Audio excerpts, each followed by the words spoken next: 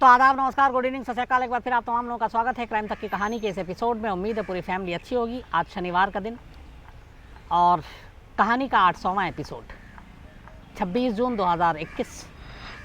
800 कहानियाँ, 800 कहानियाँ देखते ही देखते पूरी हो गई। यह आप लोगों का प्यार है, क्योंकि आप लोग सुनते हैं इसलिए मैं सुनाता हूँ। और कोशिश यही है कि कहानियों का यह सफ़र यूँ ही जारी रहे, चलता रहे। आप लोग भी अपना प्यार इसी तरह देते रहें, अपने सुझाव, शिकायतें सब कुछ दें, क्योंकि ये पूरी एक क्राइम तक फैमिली है। तो यहाँ बात ये सिर्फ नहीं है कि अच्छी अच्छी तारीफ़ ही हो। और मुझे खुशी होती है जब आप लोगों के मेल आते हैं, उसमें आप गलतियों की तरफ ध्यान दिलाते हैं। और बल्कि मेरी पूरी जो टीम है उनकी कोशिश यही होती है कि जो एक सिलसिला शुरू हुआ है उसको बेहतर तरीके से कैसे आगे रख सकें।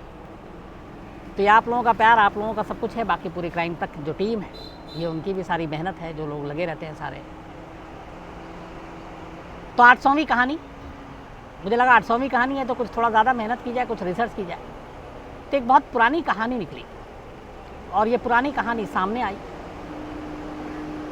इस कहानी के बारे में जो चीज़ मुझे सबसे ज़्यादा जिसने अट्रैक्ट किया वो ये था कि जब मुझे पता चला कि आज़ाद हिंदुस्तान और आज़ादी से पहले के अगर कुछ साल ले लें, शायद ये देश का अब तक का सबसे महंगा एक ऐसा मर्डर केस, ये एक ऐसा क्रिमिनल केस है जिसमें बहुत पैसे खर्च हुए। मतलब बहुत ही एक्सपेंसिव क्रिमिनल केस अगर गिना जाए आज़ाद हिंदुस्तान में और आज़ादी से पहले के दौर में, तो यकीनन ये शायद टॉप 1, 2, 3 या 4, 5 उस कैटेगरी में आएगा जिसमें इतने पैसे खर्च किए गए।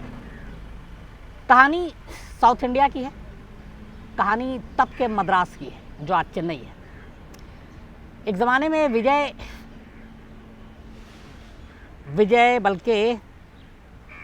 विजयनगर का शासन हुआ करता था। उसके बाद फिर मुग़ल सल्तनत आई, मुग़ल का शासन हुआ करता था। तो अलग अलग जो हिस्से थे पूरे उस इलाके में, साउथ में, उसमें एक मुग़ल रूलर ने ये किया कि जो जहाँ जिसकी ज़मींदार नवाब जो हुआ करता था, उन्होंने कहा कि ठीक है, तुम अपना जो तुम्हारा पॉलिटिकल एजेंडा वो सब चलाते रहो, लेकिन हमें तुम्हें लगान देना होगा, टैक्स देना होगा। और साल में एक बार तमाम ज़मींदारों से वो लोग पैसे वसूलते थे टैक्स के नाम पर। तो बाद में खैर अंग्रेज़ आए, अंग्रेज़ों ने फिर उसको अपने कब्ज़े में ले लिया और ये सारा सिस्टम ख़त्म हुआ। लेकिन नवाबियत, ज़मींदारी तब तक चलती रही। तो अलग अलग उस वक्त ज़मींदार घराना हुआ करता था, उनके राजकुमार हुआ करते थे। और उसी दौरान में मद्रास में अंग्रेज़ों के टाइम में एक कॉलेज खोला गया। इस कॉलेज के खोलने का मकसद ये था कि जो नई जनरेशन पीढ़ी आ रही है, अलग अलग ज़मींदार घरानों से, नवाबों के घराने से, उनको कल्चर सिखाना। ख़ास तौर पर अंग्रेज़ों की जो सारी चीज़ें होती हैं, छोटी छोटी बातें, तो उनको एक तरह से तैयार करना था। उसमें घुड़सवारी हो, उसमें निशानेबाजी हो, यहाँ तक कि अगर आप महिला गेस्ट के साथ हैं तो उनको कैसे आप अपने हाथों से पकड़ेंगे, कैसे डिनर टेबल तक ले जाएंगे, उठने बैठने, घुड़सवारी, शूटिंग, हर चीज़ की तालीम देने के लिए एक कॉलेज खोला गया था।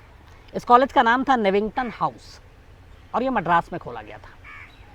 तो इस नेविंगटन हाउस कॉलेज में सिर्फ़ और सिर्फ जो बड़े बड़े रईसज़ादे थे, उनके बच्चों को पढ़ाई के अलावा ये सारी चीज़ें सिखाई जाती थी कि आप शाही परिवार में कैसे उठेंगे, बैठेंगे, कैसे घुड़सवारी करेंगे, कैसे निशानेबाजी करेंगे, कैसे ऊंची ऊंची महफ़िलों में आपका बर्ताव होगा, बिहेव होगा, आप वहाँ खाना कैसे खाएंगे, लोगों से मिलेंगे कैसे, बात कैसे करेंगे। तो कुल मिलाकर जो एक स्कूल कॉलेज में पढ़ाया जाता है, यहाँ पे एक आपका पूरा जो एक शख्सियत है आपकी, उसकी ट्रेनिंग दी जाती थी। तो नेविंगटन हाउस ये स्कूल, बल्कि कॉलेज, मद्रास में था। और इसी कॉलेज की कहानी है ये।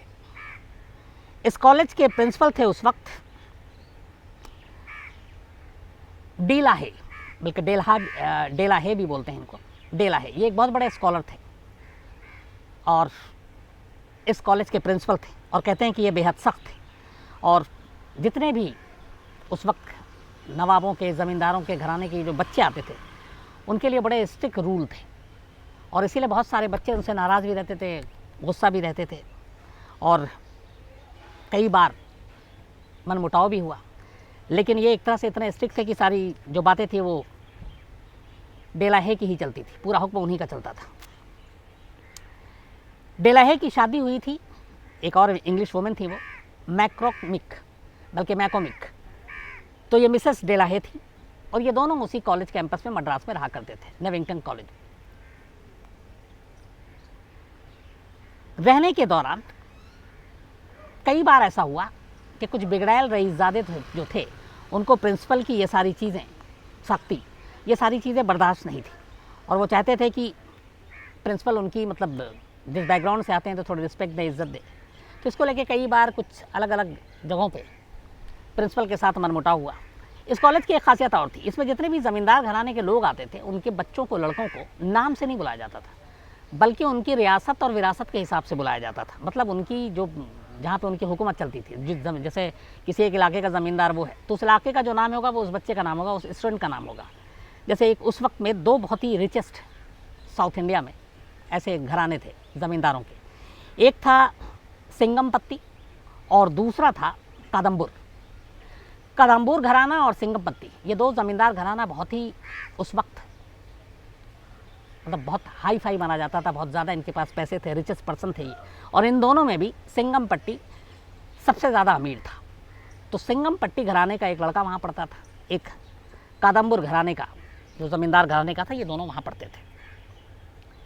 15 अक्टूबर 1919, 15 अक्टूबर 1919 की बात है। डेलाहे रूटीन के मुताबिक कॉलेज कैंपस का चक्कर लगाने के बाद उसी कॉलेज कैंपस में उनका अपना प्रिंसिपल का एक घर था, वो वापस लौटते हैं। डिनर करने के बाद थोड़ा सा वॉक करते हैं, जो तमाम स्टूडेंट होते हैं उनको गुड नाइट भी करते हैं और फिर अपने घर में चले आते हैं। उनकी वाइफ मिसेस डेलाहे वहीं पे थी। उसके बाद जिस कमरे में ये सो रहे थे उसमें 2 बेड था, एक बेड पे डेलाहे सोते हैं और उनके बराबर वाली बेड पे, दूसरी बेड पे उनकी वाइफ सोती है। रात करीब 10 से 11 बजे का वक्त हो जाता है, 8:30 के पास वो सब डिनर विनर करने के बाद सो जाते हैं। 11 साढ़े 11 के वक्त अचानक इस नेविंगटन कॉलेज के हॉस्टल में, और वहाँ पे जितने स्टूडेंट थे सब लगभग वो भी सो रहे थे, कुछ जाग रहे थे, मिसेस डेलाहे की एक चीख सुनाई देती है बहुत तेज़। बच्चे घबरा जाते हैं, लड़के जो थे वो सब भाग, और इस चीख के साथ एक फायरिंग की आवाज़ आती है, गोली चलने की। चूँकि चीख प्रिंसिपल के घर से आई थी, मिसेस डेलाहे चीख रही थी, सारे स्टूडेंट वहाँ भागते हैं। दौड़ कर जब वो अंदर दाखिल होते हैं तो देखते हैं कि जिस बेडरूम में प्रिंसिपल डेलाहे सो रहे थे, बिस्तर पर खून से लथपथ उनकी लाश पड़ी है। उनकी बाईं कनपट्टी पे गोली लगी हुई है और एक राइफल पड़ा हुआ है बेड के पास ही, और एक खोखा भी पड़ा हुआ है। अब ये जब सारी चीज़ें देखी गई तो फ़ौरन एक स्टूडेंट ने उसमें फ़ोन किया लोकल पुलिस को। लोकल पुलिस वहाँ आती है, तफ्तीश करती है, हॉस्पिटल ले जाया जाता है, तब तक उनको डेड डिक्लेयर कर दिया जाता है। अब इसके बाद मामले की जांच आगे बढ़ती है। चूँकि एक ऐसा कॉलेज जिसमें सारे बड़े बड़े घराने के लड़के पढ़ रहे हैं और उसके प्रिंसिपल का इस तरह से कत्ल, तो उस वक्त ये खबर अपने आप में 1919 की बात कर रहे हैं, मतलब बहुत ज़्यादा लोग इसको अखबारों में और तमाम जगहों पे पढ़ने लगे और ये छपने लगा, क्योंकि इसके पीछे फिर एक के बाद एक कहानी और खुलासा होने लगा। ये हुआ कि ये कत्ल क्यों हुआ। पहली चीज़ तो रूल आउट कर दिया जो इन्वेस्टिगेटिंग एजेंसी थी उस वक्त, ब्रिटिश पुलिस वाले ही थे, कि सुसाइड नहीं, एक मर्डर है। जब तफ्तीश ली गई, तलाशी ली गई, तो फिर पता चला कि उनके घर से एक और राइफ़ल मिला है। अब इस 2 राइफ़ल की थ्योरी ने मामले को थोड़ा उलझा दिया कि दूसरा राइफ़ल क्यों है। तमाम स्टूडेंट से बात की गई, कोई नतीजा नहीं निकल रहा है। इस दौरान में अब कुछ चीज़ें र्यूमर होनी शुरू हुई। उस पर पहली ये हुई कि जो मिसेस डेलाहे थी उनका कुछ स्टूडेंट्स के साथ लव अफेयर था। अब ये बात धीरे धीरे अंग्रेज़ अफसरों को भी पता चली। अब वो उस वक्त कमरे में भी मौजूद थी जब ये कत्ल हुआ था। तो अंग्रेज़ों ने पहला काम ये किया कि ये चीज़ जब मीडिया में और तमाम चीज़ें आने लगी, उन्होंने मिसेस डेलाहे को फ़ौरन मद्रास से लंदन वापस भेज दिया और कहा कि जब तक ये केस ख़त्म नहीं होता आप निकल लीजिए, ताकि और ज़्यादा कुछ इस बारे में गॉसिप और ये सारी चीज़ें ना उड़ें। अब उनको भेज दिया गया, तफ्तीश होने लगी। अब अंग्रेज़ मुखबिर जासूस भी लग गए, कातिल का कोई सुराग नहीं मिल रहा है। धीरे धीरे जब छानबीन चलने लगी तो अचानक ज़ीरो इन करते हुए 2 घराने के ऊपर जाकर शक टिक जाता है, एक कादम्बुर घराना और एक सिंगमपट्टी। अब मतलब ये 2 घराना, जैसे मैंने आपको बताया कि दोनों लड़कों का नाम है, क्योंकि वहाँ रियासत के हिसाब से नाम है। तो इसकी वजह क्या थी? जिसकी वजह ये कहा गया कि इनमें से एक जो है वो प्रिंसिपल से नाराज़ रहता था, सिंगमपट्टी, और उसने कई बार अपने दोस्तों से कहा था कि प्रिंसिपल को मार देना चाहिए। तो ये लाइन जो है ये कहीं ना कहीं पूछताछ, इंट्रोगेशन के दौरान में अंग्रेज़ पुलिस अफसरों तक पहुँची। कादम्बुर के बारे में भी ये था कि जो प्रिंसिपल थे उनकी वाइफ के साथ शायद उसका लव अफेयर था। अब ये दोनों चीज़ें सॉलिड ग्राउंड थी शक करने के लिए। इसके बाद तफ्तीश आगे बढ़ती है और इसी दौरान में इस केस में एक नया ट्विस्ट आता है। ट्विस्ट ये आता है कि जो कादम्बर है वो अचानक वादा माफ गवाह बन जाता है और बयान देता है पुलिस को। वो कहता है कि असल में सिंगमपट्टी ने ही ये कत्ल किया है और मैं इसका गवाह हूँ। और वो प्रिंसिपल से नाराज़ रहता था क्योंकि एक बार प्रिंसिपल ने उससे कहा था कि तुम साउथ इंडियन बहुत ही मतलब एक तरह से जानवर टाइप के हो, हैवान टाइप के हो। ये बात उसको बुरी लग गई थी और ये बात उसने दिल में रखा हुआ था और कई बार वो डिसिप्लिन और बाकी चीज़ों के लिए भी उसको डांटते थे। तो कहीं ना कहीं सिंगमपट्टी इसको लेकर नाराज़ था और उसी ने यह कत्ल किया और उसने मुझे बताया कि मैंने ही मारा है। अब अचानक एक शख्स सामने आता है, गवाही दे रहा है, कहता मैं विटनेस हूँ। इधर कोई और क्लू मिल नहीं रहा। अंग्रेज़ उसको वादा माफ गवाह के तौर पर रख लेते हैं और कहते हैं चलो कि ठीक है अब तुम बयान दो। अब इसके बाद इस दौरान में ये चीज़ें भी लीक हो जाती हैं, लव एंगल, ये इस तरह के कमेंट्स करना। तो और दूसरा ये चूँकि मद्रास कॉलेज साउथ में उस वक्त ये सारे जो बच्चे थे वो अलग अलग ज़मींदार घराने के पावरफुल लोग थे। तो ये हुआ कि यहाँ पे ये मामला बिगड़ सकता है। तब उस वक्त की सरकार ने एक गुजारिश की, उन्होंने कहा कि इस केस को मद्रास से मुंबई ट्रांसफ़र कर दिया जाए क्योंकि यहाँ पे इसमें बहुत सारी चीज़ें दिक्कतें पैदा कर सकती हैं पॉलिटिकल और बाकी वजहों से। तो इस अर्ज़ी को मान लिया गया और इस केस को ट्रांसफ़र कर दिया गया मुंबई, जबकि मुंबई से इसका कोई लेना देना नहीं था। लेकिन मुंबई कोर्ट में बल्कि ये मामला भेज दिया गया।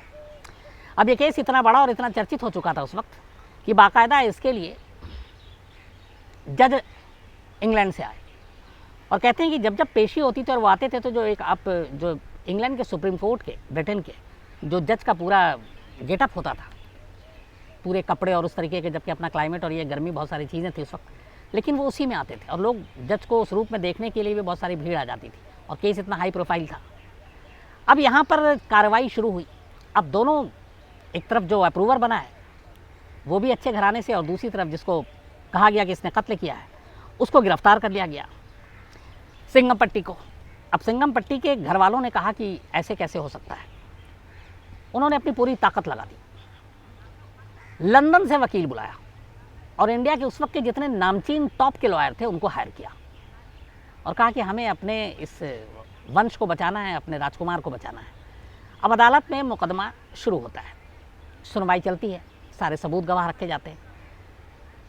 तो जो मेन जज थे उनके साथ साथ एक पूरी ज्यूरी की मेंबर बैठी थी और इस बॉम्बे हाई कोर्ट में इसकी सुनवाई हुई थी। तो ज्यूरी के मेंबर ने जब कादम्बर के सारे बयान लिए तो बहुत सारे विरोधाभास, बहुत सारी चीज़ें ऐसी मिली कि जो गलत बता रहा। जैसे कि जिस वक्त ये घटना हुई उस वक्त पता चला उसकी मौजूदगी कहीं और थी, तो उसका विटनेस होना वो बात गलत साबित कर रही थी। दूसरा, किसी ने सिंगमपट्टी को प्रिंसिपल के कमरे में जाते नहीं देखा, गोली चलाते नहीं देखा। तीसरा, कभी उससे पहले उसके पास कोई राइफ़ल नहीं देखी गई। चौथा, कि उनके कमरे में ऑलरेडी दूसरा राइफ़ल था जो केस को और थोड़ा सा भटका रहा था। तो ये बहुत सारी ऐसी चीज़ें थी जिससे लगा कि सिंगमपट्टी को फंसाया जा रहा है और तमाम दलील और सबूत को देखते हुए अदालत ने ये माना कि कादम्बर झूठ बोल रहा है और कोई ना कोई साजिश है या सच छुपा रहा है। तो इसी बिना पर आखिर में कादम्बर के बयान को गलत माना गया और सिंगमपट्टी को अदालत ने रिहा कर दिया सबूतों के अभाव में। अब रिहा कर दिया, लेकिन कातिल कौन है? इसके बाद कुछ ऐसी चीज़ें आई जिससे लगा कि कादम्बर ने जानबूझ के सिंगमपट्टी को फंसाया था। असली कहीं ना कहीं साजिश और प्रिंसिपल की मौत से उसका कोई रिश्ता है। अब इसके बाद पूरा शक उसी के ऊपर चला गया जो पहले खुद गवाह बना हुआ था। अब कादम्बर के ऊपर मुकदमा चला। इस मुकदमे को जब यहाँ पे चलाने की कोशिश की गई, अब कादम्बर के खिलाफ जो वादा गवाह बन चुका था, तो उसके घर वालों ने लंदन में कोर्ट में जाकर इसके खिलाफ चैलेंज किया, क्योंकि ऊपरी अदालत सुप्रीम कोर्ट तो वहीं था, और वहाँ के टॉप लॉयर को हायर किया। वहाँ पे भी चूँकि कोई विटनेस नहीं था, कोई सबूत नहीं था, कादम्बर केस जीत गया और अदालत ने सबूतों के अभाव में उसे भी बरी कर दिया। तो कुल मिला के अब ये हुआ कि एक तरफ यहाँ पे सिंगमपट्टी को छोड़ दिया गया, वहाँ पे कादम्बर को छोड़ दिया गया। तो फिर कातिल कौन था प्रिंसिपल डे हेल का? इसका जवाब नहीं मिला। अब इस दौरान में जब ये मुकदमा चला और केस सारी चीज़ें चली, तो पता चला कि सिंघम पट्टी को बचाने के लिए और बड़े बड़े कीमती वकीलों को हायर करने के लिए लंदन तक से उस ज़माने में वकील बुलाने के लिए उसके फादर ने, जो सिंघम पट्टी के ज़मींदार थे मेन, अपने 12,000 हेक्टेयर ज़मीन बेच दी। 12,000 हेक्टेयर ज़मीन को बेच दिया था। और उस ज़माने में 12,000 हेक्टेयर ज़मीन बहुत बड़ी, मतलब आज भी तो और भी ज़्यादा है। तो उसके ऊपर उनका एक मंजोलाई टी स्टेट हुआ करता था। ये 12,000 हेक्टेयर ज़मीन पर मंजोलाई टी स्टेट, इस टी स्टेट को उन्होंने बॉम्बे बर्मा ट्रेडिंग कॉरपोरेशन को बेचा था। 12,000 हेक्टेयर का टी गार्डन अपने बेटे को बचाने के लिए, बड़े बड़े वकील को हायर करने के लिए, लंदन तक से वकील बुलाने के लिए सिंघम पट्टी के पिता ने ये बेचे। इसी के बाद ये कहा जाता है कि प्री इंडिपेंडेंट, आज़ादी से पहले और आज़ादी के बाद, हिंदुस्तान के अगर कुछ क्रिमिनल केसेस हैं और मर्डर का कोई मुकदमा है तो शायद सबसे महंगे मुकदमे में से एक ये केस है, जो नेविंगटन कॉलेज मद्रास का केस है। लेकिन इस पूरी कहानी का सबसे अफसोसनाक पहलू है कि उस वक्त अंग्रेज़ तमाम ज़हीन दिमाग अफसर जो माने जाते थे, उनके वकील तेज़ तर्रार, डिफेंस के भी वकील को लंदन से बुलाया गया था ताकि वो इन दोनों के ख़िलाफ़ सही केस बना सकें। लेकिन इन तमाम कोशिशों के बावजूद 2019 यानी कि आज 100 करीब 2 साल हो गए, 102 ईयर्स, आज भी ये पता नहीं कि प्रिंसिपल का कातिल कौन था, कत्ल की वजह क्या थी, किसने मारा। लेकिन कहानियाँ ये थी कि उनकी वाइफ का कुछ लव अफेयर था और इसी वजह से उनकी जान गई, लेकिन इसको इस्टेब्लिश नहीं किया जा सका।